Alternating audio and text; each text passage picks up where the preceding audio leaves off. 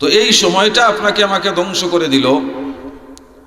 যেই সময়ের দুয়াই দিয়ে আমার সময় নাই, এই দুয়াই দিয়ে আমি ওয়াজে যেতে পারি না, আমি মসজিদে যেতে পারি না, আমি নামাজ পড়তে পারি না, আমি আল্লাহর জিকির করতে পারি না, যেই সময়ের ব্যস্ততার দুয়াই দিয়ে, ওই সময়টাই একদিন আপনার আমার বিপক্ষে আল্লাহর কাছে মামলা দায়ের করবে, আপনার বিপক্ষে সাক্ষী হয়ে যাবে। সবাইকেই তো আল্লাহ পাক নির্ধারিত একটা সময় দিয়ে দুনিয়াতে পাঠিয়েছেন, 60 বছর হোক 70 বছর হোক। ওই যে এই 7 বছরে আমাদের এই জায়গায় মাহফিল হয়, আগে রূপভাই সাহেব এখানে বসতেন, আমার পাশে বসতেন, কিন্তু আজকে নাই।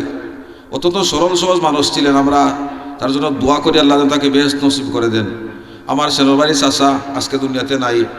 এভাবে আরও অনেক এই 7 বছরে আমাদের গ্রাম থেকে চলে গেছে।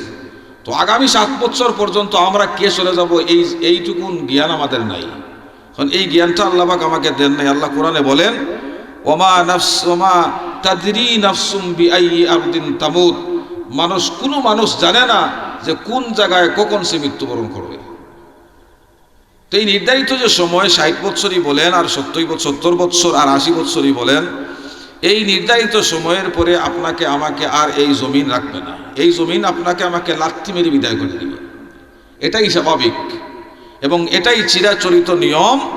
এই জমিন আপনাকে আর ঘষবে না। হাদিস শরীফে হুজুরে পাক সাল্লাল্লাহু আলাইহি ওয়াসাল্লাম ইরশাদ করেন, একেবারে অন্তিম মুহূর্তে আপনার আমার একজন ফেরেশতা আছে, যেই ফেরেশতা আপনার আমার 2টা পা নিয়ন্ত্রণ করে।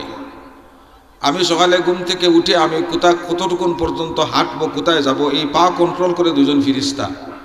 আমার একবারে শেষের দিন ওই 2 ফেরেশতা এসে আমার কাছে এসে বলবে, আমার কানে কানে বলবে, কেউ শুনবে না, শুধু আমি শুনবো। আপনার কানে কানে বলবে, শুধু আপনি শুনবেন।